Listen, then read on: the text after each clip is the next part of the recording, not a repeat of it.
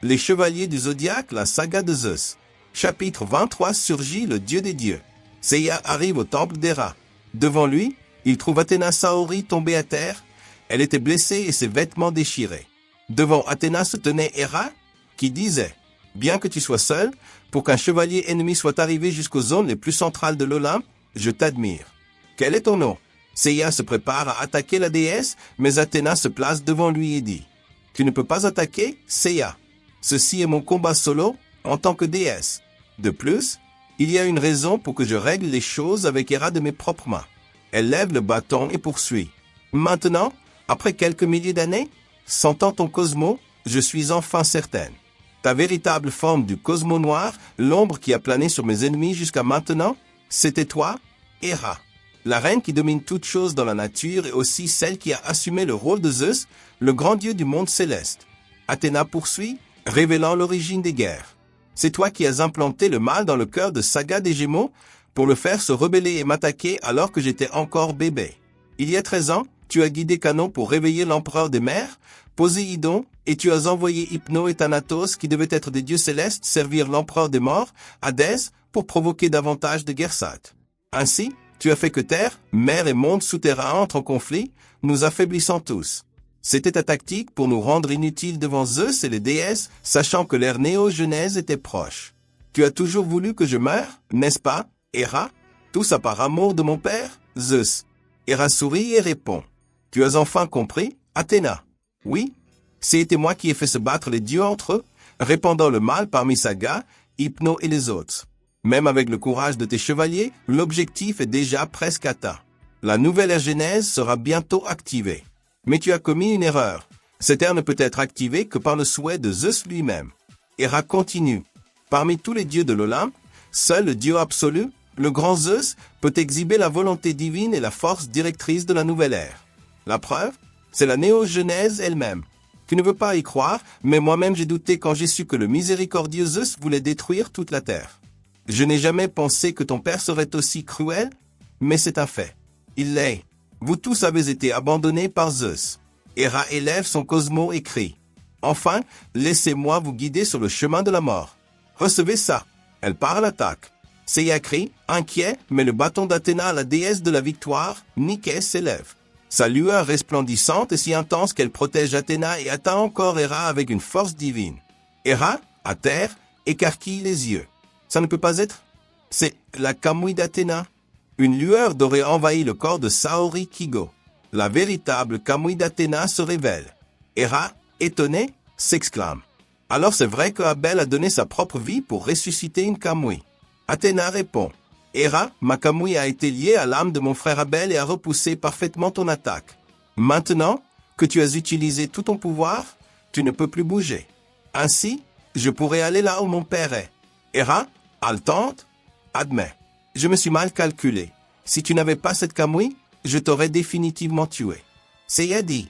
Abel avait bel et bien prévu que cela arriverait. Héra murmure alors. Pour commencer, l'affectueux Zeus n'aime pas que nous, déesses, participions aux lignes de front, mais il a fait une exception pour toi. Il t'a accordé une Kamui non seulement parce que tu étais la déesse de la guerre, mais parce que tu étais sa fille la plus aimée et gâtée. Voilà la preuve. Athéna élève le bâton et part. Seiya, maintenant allons vers Zeus. Le chevalier obéit aux ordres, mais Héra crie. Attends, Athéna, tu ne peux pas y aller. Tu ne dois pas voir Zeus. Si tu le fais, pas seulement toi, mais aussi ton chevalier ressentiront une douleur terrible. Quel sens a cette guerre entre le même sang? Étant fille de notre Dieu, tu ne dois pas mépriser tes idéaux. Arrête, Athéna.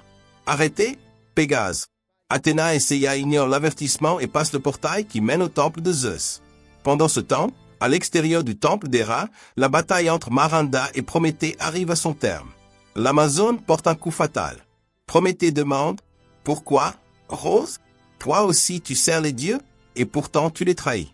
Quelle est la source du Cosmo en vous, chevalier? Quel pouvoir reste en vos corps? » Rose, en réalité, Maranda de l'Aigle répond. « Prométhée, as-tu oublié? La révélation perdue des dieux, écrite dans le dernier chapitre, le monde de lumière éternelle, descendant de la terre la plus sainte. La légende des guerriers dorés qui ont osé défier les dieux. Prométhée reste sous le choc. La révélation du chapitre final de la prophétie, la grande bataille approche. celle qui définira le destin des dieux. Ceux qui peuvent la finir ne sont ni dieux, ni humains, mais les guerriers du pays doré. Mortellement blessés, ils s'effondrent à terre, vaincus par l'Amazone d'argent. Marinda, elle aussi blessée, se préoccupe du destin de Seiya. Au temple de Zeus, le Seigneur des dieux est assis sur son trône. À ses côtés, Artémis dit, « Seigneur Zeus, pardonnez-moi. Athéna et le chevalier ont réussi à pénétrer dans le temple. Maintenant que les choses sont arrivées à ce point, j'agirai moi-même. » Zeus répond calmement, « Ne te préoccupe pas, Artémis. Laisse-les entrer. J'attendais ce moment. » Artémis s'étonne. « Alors, comme prévu, tu étais. » À cet instant, Seiya et Saori entrent dans le temple, se trouvant face à face avec Zeus. Le dieu des dieux se lève et dit, « Très bien, ceux qui ont pu arriver jusqu'ici, Athéna et Pégase.